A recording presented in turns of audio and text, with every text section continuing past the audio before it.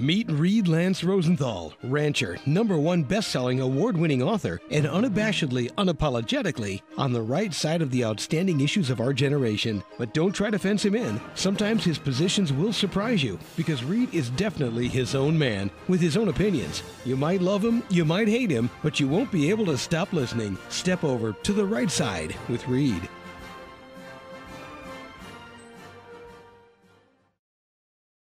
This is Reed Lance Rosenthal on the right side. Happy Saturday, folks.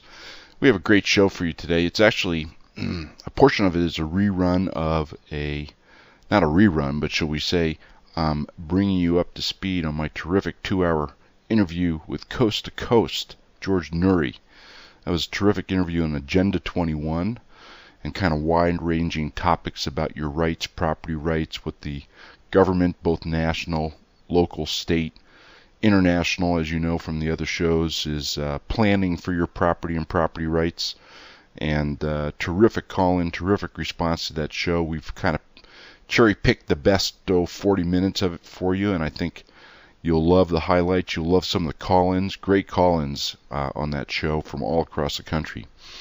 And I want to start off this show by telling you that also right here, right on the archives,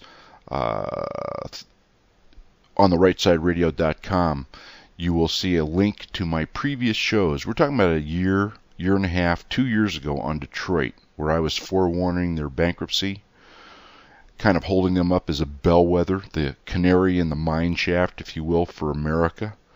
And listen, Detroit is not an isolated instance. You saw Stockton go down, now it's Detroit. Going to be getting to be larger and larger cities. There's been counties, Harrisburg, Pennsylvania, county in Georgia and Alabama. You're going to see more and more of these municipal bankruptcies. Bigger and bigger cities. Detroit, of course, is right up there. And they're all from the same policies. And those policies are what is driving California, Illinois, and New York as kind of the forerunners of the states into the same position, and driving the United States into the same position. Listen to this show. Really, I was forecasting it long before anybody else in the media, and I think that your eyes will kind of flicker. I mean, your hair will curl when I make my prognostications, all of which are coming true. And it's not because I'm a genius. I'm not. It's 2 + 2 is 4. These policies have a brick wall at the end of the track. Period. And it doesn't matter whether you're a little town, a big town, a city, a state, a county, or the country. The end result will be the same. History and economics teaches us. And last week's show, by the way, which was absolutely gangbusters, got more email on that than almost any other show we've ever done, with Alexandra Del Riata, FullSpectrumDominance.com, 45 million hits a month on his website, many of them foreign. His discussion about what foreigners think about Americans, what Americans don't know about themselves, and where the planet is heading based on the rise and fall of Eastern and Western civilizations over the last 5,000 years, and the current trends and policies in Eastern and Western civilizations, is absolutely riveting. I mean, it's riveting. And his prognostications for the world and for America for the year 2040, boy, it'll make your hair stand up on end. He backs it up with history, economics, anthropology, social, you name it. So listen to that show too. That link is going to be available for you right next to the link for this current show on the archives on the rightsideradio.com. And last little piece of business I want to handle is this weekend I'm going to be at the Buffalo Bill Wild West Days, which is sponsored by Golden in Denver and Golden. Huge throngs of people, lots of fun, reenactments, all sorts of vendors. I'll be set up there also. Would love to meet you guys. Come on down. There's hundreds of thousands of people that attend this. Lots of stuff for the kids. It's kind of a great going into the end of the summer shindig down in Denver. It's the Denver equivalent to the Cheyenne Frontier Days. That'll kind of put it in perspective for you. So without further ado, let's get into this week's show. Enjoy it. And welcome back to Coast. I'm George Noory. Reed Lance Rosenthal is a rancher, a realtor, leading authority on ranch, farm, and residential, and large and small rural properties. He and his firms have been involved as principal partner consultant in more than, get this, 5,000 land and real estate transactions with a market value of over $1.5 billion in multiple states, 3 countries, and 2 continents. His books, Love for Land and Money, Maps of Fate. We're going to talk about something that's going on, a very strange thing. It's called Agenda 21, but let me welcome Reed to the program. Reed, thank you for coming. How are you? George, it's an absolute treat and honor. I can't tell you how many times I have listened to your terrific show, tooling across black ribbons of highway around the West late at night, and it just rocks. Well, thank you. Now, tell me about Agenda 21. What is that? Oh, Agenda 21. Well, Agenda 21 started back there in 1992 in Rio de Janeiro. And there was a great confab of nations because, we were beginning to get into the concerns about environmental sciences and global warming and all that kind of stuff. Bottom line is, believe it or not, the United States signed on with about 200 other nations. That was Bush number 1 at the time. And at that time, the Agenda 21 was not so much Agenda 21 as it is today. It's morphed, or as they would say in Washington today, it's evolved. How's that? It's evolved. Mm-hmm. And what happened in that UNCED conference, UNCED, which was held in Rio de Janeiro, was the genesis of Agenda 21. What's come from that is a 40-chapter, ever-evolving Bible of globalism. I mean, it's the obliteration of rights of sovereign nations. It eliminates personal liberties for the good of the collective. It's divided into 4 sections: social and economic dimensions, conservation and management of resources for development, strengthening the role of major groups, you'll never guess who they are, and means of implementation. And, the whole thing is built on warm, fuzzy language. These folks, globalists, are great at cloaking their real desires, their real ideology. So they use such buzzwords as, sustainable development and global warming and viable communities. But in the end, I'm going to read you just one section. Your audience, I think they'll get the picture. Okay. Effective execution of Agenda 21 will require profound reorientation of all of human society. Unlike anything the world has ever experienced, a major shift in the priorities of both governments and individuals, and an unprecedented redeployment of human and financial resources. The shift will demand that a concern for the environmental consequences of every human action be integrated into individual and collective decision-making at every level. That's right out of Agenda 21. Sounds like what they're saying is they want to control everything we do. They want to control everything we do. One of the terms which you hear kind of bouncing around right now, in fact, you've heard it from this administration since actually 2009, are the words smart growth. Yeah. And smart growth is a byproduct of the concept of regionalism. And regionalism is a direct byproduct of Agenda 21. Once again, the masking and the cloaking of true intent with a bunch of warm, fuzzy words which people can't really argue about. But Barack Obama and his administration and the folks in his departments and agencies, czars and departments, they are fanatics behind the concept of regionalism. And regionalism is not what you would suppose. It's one of those masked words. Regionalism is, it is unfair for suburbs and rural areas to exist because, number one, it pollutes the planet. And number two, it deprives urban areas of a tax base. Therefore, everybody should live in compact urban areas, in small dwelling units, ride bicycles to work at their government jobs, of course, and leave as small a carbon footprint as possible and pay as many taxes as possible to the urban government. And you know what? This is not a Hollywood play. You couldn't make this up. This is really happening right now. Now, do they have the right to confiscate property? They have the right to confiscate property at a number of different levels. In fact, George, the confiscation rate of property by governments is up 100-fold. That's 100x in the last 10 years. There's been a number of court cases. There was a 2005 Supreme Court case, the new London case, which you're probably familiar with, where people lost their property for urban development. You know, they lived in a more rural area of town. $78 million was spent by New London on that redevelopment project, crony capitalism. By the way, it's never been built. That land right now is still vacant. You can go all the way down to Michigan, where farms have been seized. 60-acre farm was seized in California, and it was based on simply scuttlebutt.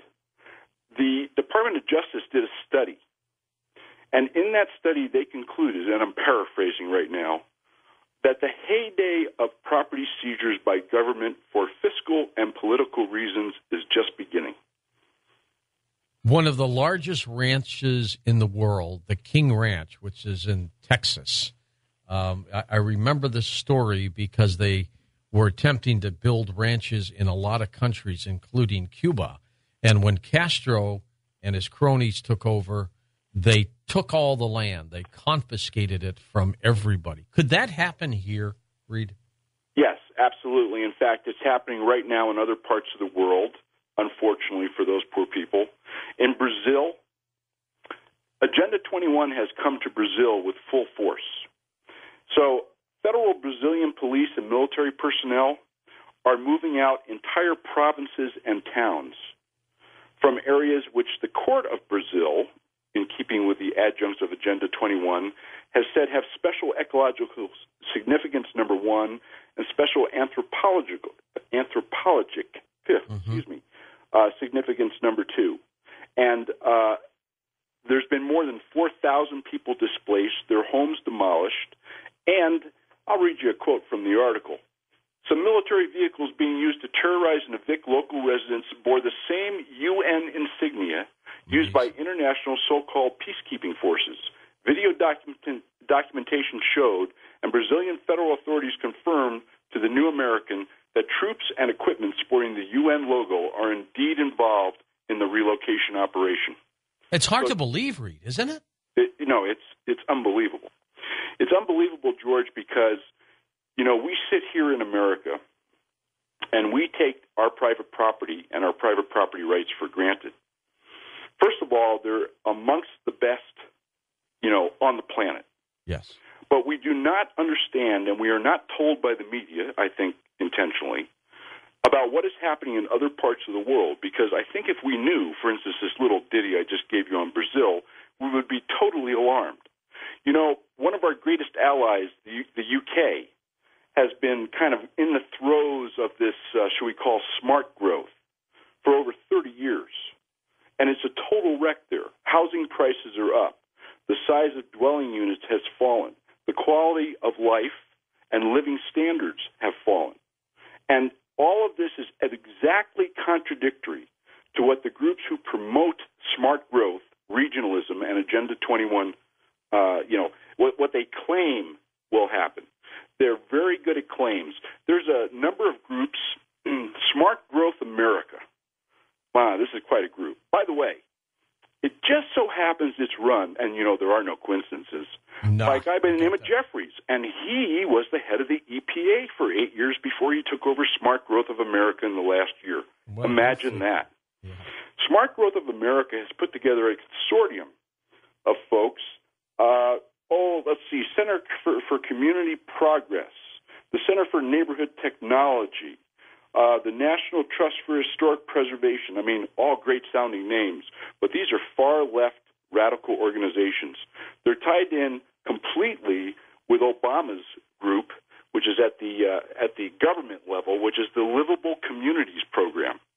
I mean, all of these groups, the NGOs, the non-governmental organizations. Man, how many groups are there? Reed, hold on. We're going to come back, talk more about this on Coast to Coast Day. Land. For love and money, the beauty of the land provokes something primal. It fills us with awe and makes us yearn for land of our own. My land, those words evoke a sense of security and a place in the world. Yet the word land also evokes nitty-gritty financial issues, business, improvement, taxes, profit. In Volume 1 of Land for Love and Money, rancher Reed Lance Rosenthal uses his award-winning style to tell us real stories, the hard-hitting truth your banker forgot to tell you about all types, sizes, and locations of land. For those drawn to land purchase, ownership, management, preservation, and sale in good times and in bad. Reed's intense love of the land, his devotion to wild and remote places, and his extensive experience with land purchase and sale throughout 2 continents make him uniquely qualified to write Land for Love and Money. A bestseller already, Land for Love and Money is available at landforloveandmoney.com, Barnes & Noble, Hastings, Amazon, and fine bookstores everywhere. And welcome back to Coast, Reed Lance Rosenthal with us. We're talking about your property and what could happen to it. Reed, you've talked about the FDIC, the Federal Deposit Insurance Corporation, and tell me what they've been up to. Yeah, George, has some great things in the book which has not been in print before, but the FDIC, all these agencies are working in concert together under this initiative program that we were talking about prior. And that ties into the regionalism, Agenda 21, and smart growth. The FDIC has what's called a loss share agreement. The loss share agreement, which hardly anybody has ever heard about, is something like the FISLIC assistance agreements way back there when the S&Ls had a problem. Bottom line is that a bank fails, or they say it fails. There's some political things involved in that, too. And when the bank fails, the assets are transferred to the acquiring bank, the bank that kind of steps into the failed bank's shoes. They're generally purchased by the acquiring bank, mostly for notes, by the way, at anywhere from a 30 to 80 cents on the dollar rate. The acquiring bank is guaranteed almost 100% of the face value of the assets, that is, the notes that it's buying, so long as it gets rid of the properties. It liquidates them. And that means that property is liquidated as quickly as possible. The price is almost irrelevant because the difference between price and the face amount of the asset that this bank purchased, the acquiring bank, is paid for by the taxpayers. So the taxpayers are paying guaranteed profits to the acquiring bank, and the acquiring bank is discounting, basically short-selling properties on the market. And we all know what happens when a house in your block or a commercial building in your commercial neighborhood or a ranch down the valley is sold for a pittance of its real value. Your values go down. So, and they're guaranteed the difference, so they don't care what it sells for, do they? That's exactly right. They don't care what it sells for because the taxpayer... Let me sum it up in one sentence for you. And that's in a bank takeover. That's right. The acquiring bank is guaranteed the profit, piggybacked on the borrower's equity, financed by taxpayer funds. So they buy in cheap, and they get the premium price guaranteed, paid by us. And they get the premium price guarantee paid by us. That's exactly right. Gosh. And what that does is it depresses property markets, and particularly in rural areas and suburban areas, which is where a lot of this takes place, those depressed property markets begin driving people, along with a number of other federal policies, back toward the urban area, back towards smaller dwelling units, less commute time, closer in work. Now, that all sounds great, but it doesn't sound great if you're living in an 800-square-foot apartment in the middle of a densely packed neighborhood, living at a fraction of your former quality of life, and without a choice. The choice has been made for you. Well, there's no question, and I've seen it, Reed, in most major metropolitan cities that have had this exodus to the suburbs over, the past 40 or 50 years, that they would love to do anything to get people to come back and live within a city. Oh, absolutely. And listen, the smart growth policies, George, are designed to do just that. There was a report that just came out a few months ago. It was by the Energy Department, and it's called the Transportation Energy Futures Report. Folks should really read it. And by the way, they can go to UN.org and dial up Agenda 21 and read the whole thing for themselves if, they're not sick to their stomachs prior to about halfway through. But the Transportation Energy Futures Report basically said coordinate all agencies, which is kind of what Obama is doing through his initiatives here. Number two, although they don't say it, the whole deal is designed to get people out of cars into dense, centralized living and work areas, promote public transportation, get smaller, quote-unquote, carbon footprints, and to stop the move to the suburbs and get people in the suburbs and rural areas to move back to the cities. In other words, using financial and convenience incentives and disincentives to control people's behavior. One of the ways they're doing that, you'll love this, no funding for schools or highways in low population density areas anymore. How do you like that? Oh, because you're not going to meet the new CO2 requirements, which just came out from the sister agency, EPA. They're all working in lockstep. So, listen, if you can't get a new school built and you move to the country to have your kids in a new school, if you can't get rid of the congestion because you're commuting, because you can't get highway funding to put in the extra lanes of the road, you just may be coerced into moving back into the city. And the whole program here is to get tax revenues back to the urban areas. It really is a redistribution of wealth from suburban and rural areas to urban areas, which, of course, are in trouble. And I might add that in Agenda 21, and the passage is in the book, I'm not going to bother the audience with it now, but they talk about how private property, this is great, private property ownership is the root of all social injustice. And that to make things fair, people need to move back into urban areas, and everyone, poor, rich, middle class, needs to live in approximately the same 800-square-foot bungalow, because that is fair, and that is social justice. Why are they doing this, Reed? Well, they cloak it in global warming, and they cloak it in environmental sciences. I mean, there's all sorts of... There's another agenda afoot somewhere. Well, of course. I mean, it's the cloak, right? It's not the real ideology. It's the feel-good. We've seen that time and time again. And listen, not just from this administration. We've seen it, I think, increasingly over the last 20 or 30 years. But it's kind of reaching an apex right now. But, one of the things they'll tell you, or several of the things they'll tell you, is smart growth strategies. I'm reading right from their stuff. Smart growth strategies stabilize home prices. Wrong. Smart growth strategies meet market demand. Entirely wrong. Smart growth strategies create more housing choices for more people. Yeah, you can choose an 850-square-foot place or an 800-square-foot place. Smart growth strategies reduce housing and transportation costs. Listen, in Europe, in England, which first kind of instituted this because they don't have a lot of land, there's been a huge study. Housing prices went up because land was kind of taken out of development context by the government. And Mayor Boris Johnson of London, he now refers to the units that people live in as hobbit homes. No, I'm serious. I mean, that's what they call them in England. They're hobbit homes. And most people in England now live in hobbit homes. The UK's experience with strict land regulations dates back to them to about 1947. I mean, it's been greatly strengthened and exacerbated by then.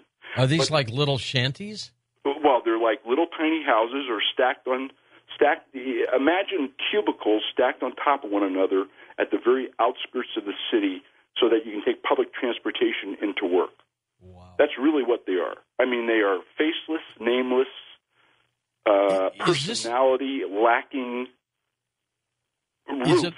Is it a sign? Is it a sign of things to come, Reed? Here? Well, it's a sign of things to come if the American people don't wake up, don't understand Agenda 21, don't understand the concept of regionalism, and keep getting snowed by these warm, fuzzy words like sustainable growth and global warming and environmental sustainability. I mean, sustainability is a huge word in Agenda 21. What about the phrase eminent domain? Oh, eminent domain. Well, eminent domain is the right of a government, they say, to take your property. And eminent domain, I gave you that one example in New London, which was unfortunately upheld by the Supreme Court in 2005. That is a growing trend. That and just outright seizures. And they pay you something, right? Well, not necessarily. Not necessarily. In fact, there has been many instances now of seizures without compensation. And by the way, based on rumor, There have been court cases. In fact, there was a 60-acre farm. It was in Michigan. This is, this kind of stuff predates the feudal lords of the Magna Carta. Oh, it does, yeah. I mean, we're back into the 11th century now with some of this government taking of private property. And what happens is that if you forfeit, basically they concoct a story. I mean, there are case after case after case. Folks can Google it up. Forfeiture of property in the United States. You will have pages of case sites where an informant who didn't like Joe Blow and who owned 50 acres next to him said he's growing marijuana, or he's doing this or he's doing that. Yeah. Federal agents come out armed to the hilt, seize the or state agents seize the property, and it's theirs, right? And it's theirs, which they can sell. The Justice Department, I told you about that little study that they did, saying that they're just at the beginnings of the forfeiture stage of we'll call it law impact on real estate. But eminent domain is different than forfeiture. Eminent domain is when property is taken from a private landowner for, quote-unquote, the public good, the collective good. Remember those words I read to you out of Agenda 21? Yeah. The individual is now subordinated to the collective. And eminent domain, and we have fought these battles ourselves on our ranches, eminent domain can be beat. But you have to be smart, and you have to be quick, and you can't diddle-daddle around and listen to false promises. But eminent domain is a growing problem. And eminent domain on a grand scale, George, like through the Heritage Acts and several other federal initiatives, they're taking hundreds of thousands of acres at a time. I mean, this is scary. The administration right now has targeted almost 13 million acres for potential federalization. Remember, this is in a country where the federal government already owns 2/3 of the land. And by the way, that 13 million acres, guess what it corresponds to? Those things called World Biosphere Maps, and guess who put those out? UNESCO. And guess what they're part of? Agenda 21. Who conceived this, Reed? And how long ago? Well, it began in 1992 in Rio de Janeiro. The latest meeting of the environmental groups that back this, it's mostly NGOs, was in Copenhagen. And I think what happened is a good idea, as many of them do, got hijacked. And people began to see it for an ideological weapon, kind of the point of the spear in the ultimate control over populations. I mean, if you can control a population where they live, where they work, how they get to work, what they eat, how the food gets to them, you pretty much have total control, not to mention health care. What would you buy today? I would look for property. If somebody is looking for a rural property, number one, you really need to research. It's not like the good old days where you found a nice piece of property in whichever state and you fell in love with it and you bought it. Now you have to take into account political and tax and financial aspects of the state, the county, and the local municipality in which you're purchasing. Really, really important. For instance, sorry folks, they're out there in California listening. One of the last places you'd want to buy property right now is California. How come? Well, taxes are going up, number one. They have an immigration problem which they refuse to solve. They have a $210 billion debt. They have a 16 plus or minus $billion annual deficit. They're increasing spending and increasing taxes. One of the things that people have to understand when they're buying property is that in the end, the government only has two sources of revenue, your pocket and your property. That's right. That's the only sources they have. And if you move to a state that is broke and going broker by the day, that has bad policy, that has legislatures who want to send out the goodies and buy the votes using your tax money, you are asking for a future wreck. What you want to look for is a more conservative state, a state that is fiscally conservative, in my opinion, politically conservative, that has a budget surplus, that runs in the black every year, that is run with fiscal conservatism. I'll give you an example. Wyoming, the Dakotas, Utah, Texas, and we can go on down the list, several of the southeastern states. And you want to look for a community that has those same types of parameters of operation, those same types of thoughts. And then finally, you want to look for a neighborhood. And in a neighborhood, if you're looking for 5 or 10 or 20 acres, a small piece of ground, that might be a neighborhood of maybe 40 or 50 other residents who own properties like yours who think like you do. Because in the end, that community unit is the basic political unit and the basic security unit. And that may become very important in the future. That is something. And it's really happening. And it's happening in a big, big way, isn't it? And it's happening in a big, big intentional way. What about the farmland now? What's happening to the farmland? Is that being touched? Well, farmland, fared very well during the course of this last recession. In fact, most years it increased, and the last 3 or 4, it's increased about an average of 7% a year. Production ground, any ground that grows a crop or that can raise cattle or that has some kind of agricultural attendant benefit or income source, is really at a kind of a premium today. And if somebody can get their hands on even a small piece of ground that's tillable, not only can you be self-sustaining, if worse comes to worst, but you can also grow crops or raise animals and have a supplemental income. And using your agricultural operations on the property, you can save yourself a boatload of taxes. Huh. Well, let me ask you this, Reed. With all that's coming down, is this country the last of the countries that are going to get hit this way, or is it happening all over the place?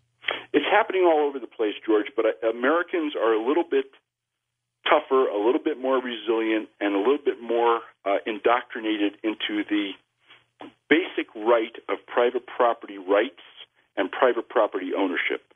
So this is going to be the last place to go. And unless people wake up, it will go. You have to see underneath the fuzzy nonsense and see the real intent of these policies and everything working in lockstep. The United Nations is working with the federal government. The United Nations is working with state governments. The federal government is working with state and local governments. The agencies of the administration are all in lockstep. Department of Housing and Urban Development, Energy, the EPA. The EPA just came out with a bunch of new regulations. And all of these things, although they're coming from many different angles, because, the more spears you have thrown at you, the less likely you are to see them all. And they're coming at many different angles. And but it just takes one to get hit. It just takes one to get hit. But all these things are kind of like a funnel. At the top of the funnel are all these agencies, departments, international agencies, Agenda 21, regionalism, and smart growth. And at the bottom of the funnel is your property. And they are all headed downhill toward you. And folks need to wake up, because these poison pills of these policies, these initiatives, international, national, state, local, you name it, they are in your community right now. If you go down and take a look at your planning board's minutes, records, and policies, particularly over the last 2 or 3 years, you will see the words smart growth. You will see the words sustainable.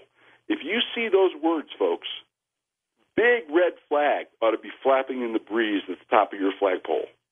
And you need to get involved. You need to get those folks out of office and get right-thinking folks into office. Otherwise, your private property rights and your private property and the future of your children is at risk.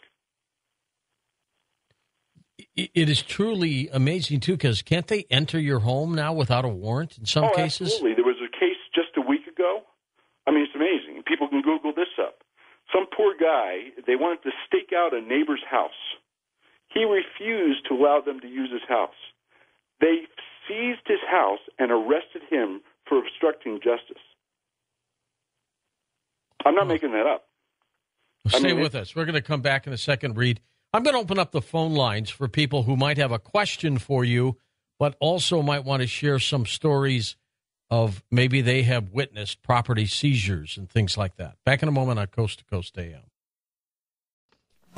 Land, for love and money. The beauty of the land provokes something primal. It fills us with awe and makes us yearn for land of our own. My land. Those words evoke a sense of security and a place in the world. Yet the word land also evokes nitty-gritty financial issues, business, improvement, taxes, profit. In Volume 1 of Land for Love and Money, rancher Reed Lance Rosenthal uses his award-winning style to tell us real stories, the hard-hitting truth your banker forgot to tell you about all types, sizes, and locations of land. For those drawn to land purchase, ownership, management, preservation, and sale in good times and in bad. Reed's intense love of the land, his devotion to wild and remote places, and his extensive experience with land purchase and sale throughout 2 continents make him uniquely qualified to write Land for Love and Money. A bestseller already, Land for Love and Money is available at landforloveandmoney.com, Barnes & Noble, Hastings, Amazon, and fine bookstores everywhere. And welcome back to Coast, Reed Lance Rosenthal with us as we talk about Agenda 21. He's got a couple books, too. Land for Love and Money and Maps of Fate. And as more and more people, what are they doing now? Are they moving into the city, or are they still moving to the suburbs? What's happening? No, I think actually, although these policies are just the teeth of these policies we've been talking about, the Environmental Land Initiative, I mean, there's a host of tools, shall we say, at the disposal of government right now to take private property or to convert private property or to coerce the conversion of private property and to control people's lives and movements. So the teeth are just sinking into the flesh, shall we say, of private property rights, and the outcome is in doubt. But for right now, people, I think, are more moving out of the city still than are moving into the city, and I think you've seen that exodus in statistic after statistic after statistic, starting with the number one example, Detroit, and going all the way down to many mid-level cities all around the country, particularly in certain parts of the Midwest, Northeast, and the Rust Belt areas. All right, to the phones now we go. Lumberton, Mississippi. June will get us started. Hi, June. Go ahead. Hi, George. Thank you for taking my call. Sure thing. And by the way, your granddaughter's precious. Oh, thank you. Yeah, we've got a picture of her up on the website. Yes, I saw it. Mr. Reed, what I wanted to ask you, about an hour before the show started here, I ran across a site where they had forms that anyone who had animals, grow vegetables, it's like a 12-page form. They want to know the acreage, what you're growing, the sales, I think how you irrigate the property, and what they said in the article that this was an executive order. Yeah, there are several executive orders out there, June, and you stumbled across kind of, the beginnings of the teeth sinking into the flesh like I was talking about. Let me tell you what they do with this information. In Michigan, pig farmers were ordered to slaughter all their pigs after filling out forms like this because they were the wrong color or wrong breed. I'm not making this up. Several Michigan pig farmers had to kill all their own pigs. There was another gal in Michigan. Her name was Julie Bass. She was arrested because she was growing a vegetable garden, which was disclosed in one of her filings. So, you've heard about the drones in the air, and I'm not a black helicopter guy. I mean, I'm just 2 + 2 = 4. But the drones have been admitted by the EPA now to be flying over agricultural and rural areas and cataloging lands and land use practices.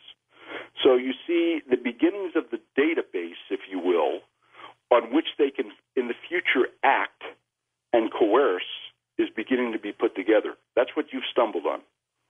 There's some people within government, Reed, who have got to be opposed to this. Oh, I think there's a lot of good people in government, George. I think, listen, corporate culture in a company or in a government is set by the folks at the top. And, a lot of the folks that I deal with in the field, whether they're federal or they're state, are absolutely terrific.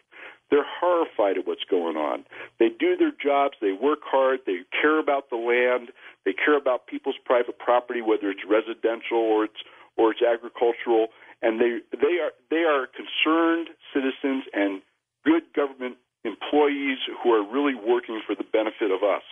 But It's the managers up there that are not working for us. The managers have their own agenda, no pun intended on this show about Agenda 21. And that agenda permeates down through the ranks. And listen, right now in this economy, people don't want to lose their jobs. They don't want to be castigated. Look at what has happened to some of these folks who have come forward in Benghazi or the IRS scandal or the AP scandal. I mean, the same thing happens when objections are raised in one of these matters concerning real estate and private property rights. Next up, we go to Andy in Los Angeles. Andy, welcome to the program. Yeah, great job, George. And hello, Reed. How are you? Real good. Several years back, a friend of mine who was at the time about 71, he owned a 38-acre parcel of land with some houses, ranch houses on the property, approximately 11 miles from Central California. And what happened was, he's a old-fashioned type of guy who's, likes people, trusts people. He rented one of his houses on his property in a place called Holtville, right next to South Central. And the guy that he rented to was born in the same city that he was from, which was Mexicali, Mexico. And to make a long story short, when my friend would come back to Montebello to be with his wife and grandkids, he'd spend 1 week there and 1 week in Holtville. The guy would be transporting illegal aliens across his property. His 90-year-old mother was in poor health and didn't really know what was going on. And what happened was one day they raided the property. They made his mother go outside in 100-degree heat, cleaned out the house of all the keys, all the papers, including her life savings. She had a couple thousand, about $3,000 in cash. They took that.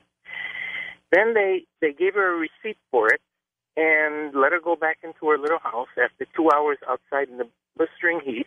Then they arrested approximately 7 or 8 illegals, waited 4 months for his mother to die. She died with a broken heart because they took her possessions, did not give it back to her. And then after the mother died, they went ahead and arrested my friend, tried him. He's in a federal penal system right now. He's been there for approximately 6 years. And his ranch, 38 acres, gone. His other parcel of property in El Centro, gone. He had another house. And all of this because he rented to somebody who had some illegal activity going on, and he didn't report it because he didn't know. And he's not going to risk his property to rent to somebody who's engaged in that kind of illegal activity, which is absolutely absurd. That's what they charged him. They said he was one of the ringleaders. Anything to do to steal private property, as you said, Reed. And continue the great work, and I really appreciate people like you who stand up for liberty and the Constitution. Well, thanks very much. You know, the Justice Department had a 1992 report, Long Gathering Dust, where they said no property may be seized unless the government has probable cause to believe it is subject to forfeiture. Well, we've evolved from that. We've drifted far from that. Like your story, and I don't know the details or the particulars, but there's a $250,000 house in Fort Lauderdale. The kids were kind of taking care of the mom. She was dying of cancer. Very similar story. When she died, they came in and said that they had a tip, that $10,000 rent had been paid to her at some point in time by a drug dealer to store marijuana at some unknown time in some unknown quantity in her garage. Just a tip. They could produce no proof or evidence. They seized the house and sold it. These types of stories are becoming more and more prevalent. You know, there's another case. This is in Adair County, Missouri. So local police there, they seized a farm. It was owned by Matthew Farrell. It was 60 acres, and they got an unsubstantiated tip from a paid drug informant. Yeah, we're right. You can rely on his word. Who claimed that Farrell had a vast field of marijuana and used tractors outfitted with special lights to harvest it at night. They never checked the field in which there was no marijuana. They seized the ranch. In the end, after $56,000 in legal fees, he got the ranch back with no compensation, and after 3 years of being off the property. So, these stories abound, and they're becoming more prevalent. Unbelievable. Let's go next to Julie on the Big Island in Hawaii, west of the Rockies. Hi, Julie. Hi, George. How are you? Good, thank you. I was just calling to let folks know that everything that Reed says is absolutely the truth. Last year, we went to a county council meeting here on the Big Island of Hawaii because they were going to move an entire community from about 6 miles up on top of the hill here and move us all down into a nice little community where we could walk to the store and we could bicycle around. And basically they were going to take people's property away from them. And our community got together and we knew about Agenda 21. And long story short, we still all have our property, but we all also know that here on the Big Island, it's a really big contention. Well, good for you for standing up, and that is what this needs to be fought at the local level. Okay, we're not going to win this battle at the federal level. I mean, if you have senators or congressmen, any of you listeners out there, and you hear the words Heritage Act, which they'll try and say is environmental or for sportsmen or will increase your hunting or fishing rights, they need to be voted out of office. If you hear any of your senators or congressmen talking about environmental sustainability or any of those types of things, they need to be voted out of office. And I'm not, listen, I'm a conservationist. I've been involved in many, many, many conservation easements. As long as they're done with private outfits and not with the government, I think they're terrific. And I firmly believe in enhancing and preserving resources forever. But when you get into environmental radicalism, which also has a double agenda of people control, which is what this is all about, you need to stand up. And if you hear these buzzwords, like I said earlier in the show, there should be a big red flag flapping really, really heavily in a stiff breeze at the top of your flagpole, and you need to act immediately in concert with your neighbors. This is almost like a Hollywood movie. You almost can't believe this happens, but it does. And I'll tell you what, George, I don't think a scriptwriter could come up with all the sinister tentacles from this octopus.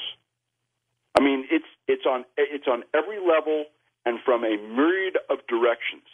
And people need to be alert to the buzzwords. They need to be alert to these acts which allow government to take property, whether it's on a big scale, like the Heritage Act or the rural. They established a Rural Lands Council 2 years ago. And the Rural Lands Council is really the precursor for organizing these databases, which your previous caller happened to stumble upon, and then coming up with coercive tactics to influence behavior and the movement of humans.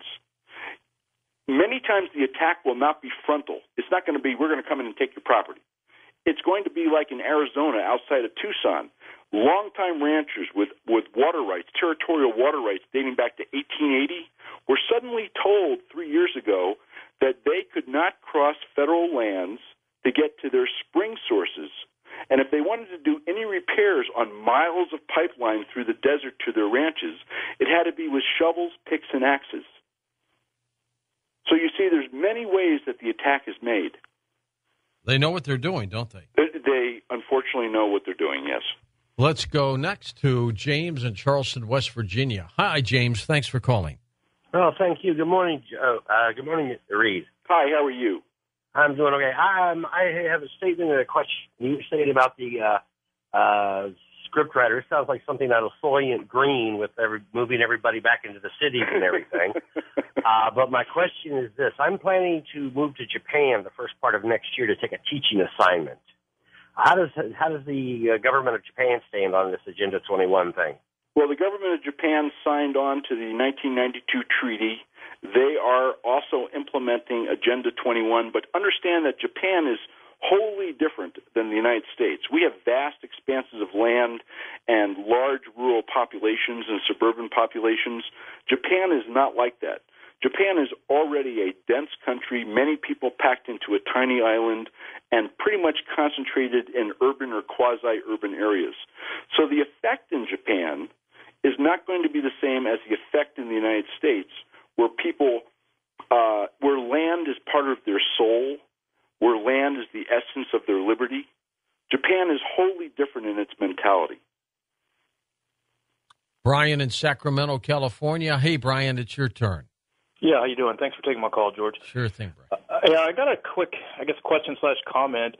For a couple of years, me and my wife had kind of talked, and it seemed far-fetched, but now with everything going on, I guess nothing's really far-fetched. But we're both veterans, and we're eligible for the VA home loans and all that. And these people who have purchased their properties and their homes with that, and in the back of my mind, I guess I've kind of thought this could be a way that the government kind of keeps track to who was in the military and who has weapons and who has trainings and that type of stuff. So when the time comes and they're ready to take these properties and stuff, they kind of know already where to hit ahead of time. I mean, not that all veterans, own weapons and stuff, but a large portion of us do. A large portion of us are survival trained, and we know what to do and would probably be a good foe for someone if they tried to take our constitutional rights. And I just kind of want to get your thoughts on that. Do you think, that's a possibility? I mean, the government can pretty much get their hands on whatever they want, and bank records or records showing who's used VA loans to purchase these properties in these areas on the outliers of town. Do you think that's a possibility or something that could be going on? Well, I think it's absolutely going. Look at the NSA deal. They have your phone records, guy. They got your emails. So they sure know about where you live, and they know all your financial information through your loan records. So they have about everything they need or want on you. And although this is a little afield from Agenda 21, if you go to the Department of Homeland Security and dial up their reports on potential terrorism groups, you'll find that veterans rank higher than Al-Qaeda. Really? Yes. That's always nice to know, isn't it? Yes, and by the way, so do Tea Party members, and so do evangelical Christians. Next up, let's go to Richmond, Virginia. Hello, Josie. Go ahead. Hi. I hope we all turn into activists here. We hear all of this wonderful news, and you, George, for getting it out there and putting Reed on the show. It's fabulous. I have in front of me a paper that first I received a phone call, and I kind of blew it off. I didn't answer all the questions because they were going into some very, what I call are intrusive pieces of information that they want. This comes from the, in spite of sequester, they seem to have all of our tax money available to do these kinds of things, call people up. It's from the United States Department of Commerce, and under that, Economic Statistics Administration, and under that, the Census Bureau. It's a regional office from Philadelphia. They asked me to come participate in the American Housing Survey. The U.S. Bureau of Census, they want to know, for the Department of Houses and Urban Development, it's under the authority of Title 12, and they give the whole thing, section, and they say this is provided in the hope that better understanding of the importance of the uses of the survey results will gain your full cooperation. I'll talk that in the Nazi talk. So here I'm thinking, we all ought to know, everybody listening ought to call their local Republican or Democrat organization, find out the name of who is their town council person, their state representatives and senators, and the federal people, because this is important that they be contacted to say this is going on. Why are they asking us, do we have rodents in our house? How many rooms do we have? Do we have a dining room? How big is our land? And all this kinds of things. And I think this is just as intrusive as it can be. And why, with this money problem that we supposedly have, why do they exist doing these kinds of things to us? Well, obviously you weren't writing about it in your emails or talking about it on the phone, or they'd already know. Yeah, that's true. They would know. But, it's all part of putting together that database we've been discussing. To implement a grand plan like this, I read you that one little part of Agenda 21. There's lots more in the book, and you can read the whole thing on the UN.org site. To put together a grand plan like this, to implement smart growth, to follow through on their ideology of regionalism, as I've explained it to folks, this requires information. Just like there's huge amounts of information required to try and implement Obamacare. Just like there's huge amounts of information required supposedly to keep us safe. We all know what Madison said about that. But the bottom line is that this is the beginnings of the teeth sinking into the flesh of private property rights. Let's go to Randall in Los Angeles. First-time caller. Hello, Randall. Go ahead.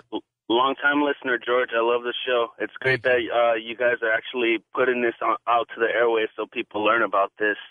My question is for Mr. Reed. I was wondering if as you said, we need to wake up and have people start pushing back, fighting back at the local level. But do you see it happening that if we do start doing that, do you see them implementing martial law in order to force through their program? Like as we start getting their people out of office, starting from the bottom up, do you see them maybe going completely all out and just forcing us into these sustainable environments, supposedly sustainable environments? Well, I see them pulling every trick that they can in true Saul Alinsky fashion.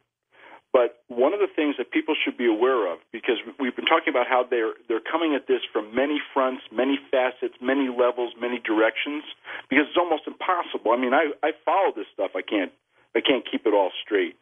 But if you want to answer your question, I'll let you answer it yourself and any other listeners. You should read a copy of the NDAA. Okay, that's the National Defense Authorization Act, and what that allows through executive order, the president and the federal government to take control of, based upon merely a one-paragraph note from the head of the Department of Homeland Security that there is a potential threat. And it includes farms, tractors, real estate, production, transportation. You should really read that executive order. It's in the Federal Register, and I really, really recommend you read it. Forced immunizations, that question too. For yourself. Just about everything's in that, but the kitchen sink. Yes, and the kitchen sink is probably in there too, George. It's just buried in the fine print. Yeah, we haven't seen it. That's true. Reed's websites, by the way, are linked up at coasttocoastam.com. Thank you for the 2 hours. Great information. 2 more to come on Coast to Coast AM.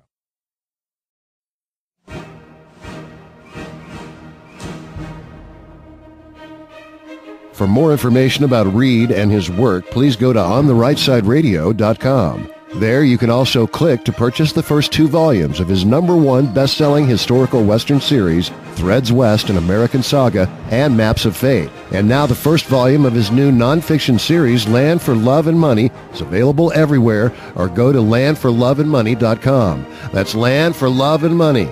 We'd also like to remind you that if you've missed any shows, you can go to the show archives on Reed's OnTheRightSideRadio.com webpage. We look forward to seeing you again next week for another episode of Reed Lance Rosenthal, On the Right Side.